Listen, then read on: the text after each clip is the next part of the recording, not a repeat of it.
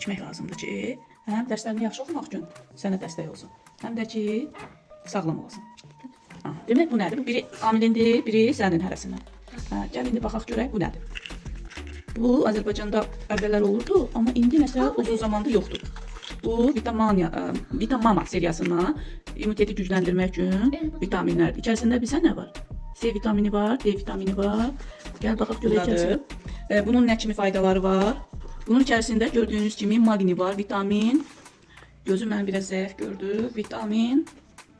Burada nədir? Vitamin B6. Elə Emilin vitamin B6-sı check-up edən zaman görmüşdüm, zəifdir. Və düzdür, mən plasterdə yapışdırıram Emilə, amma bu vitaminlər də çox faydalıdır. Hal-hazırda da virus gəzdiyi bir vaxtda istəyirəm ki, evim daha möhkəm olsun ki, uşaqlardan virus götürməsin, yəni tez virus keçməsin. Belə bir paraşok şəklindədir, toz şəklindədir. Bunun istifadə qaydasını sizlə bölüşəcəm. Kapsulanı yeni verdiyimə görə biraz keçməyini istəyirəm. Çox qəribə bir qoxusu var, hətta xoş qoxudur. Çox belə xoş qoxusu var. Bunun istifadə qaydasını da sizə göstərəcəm. Nətər forması var demək? Belə.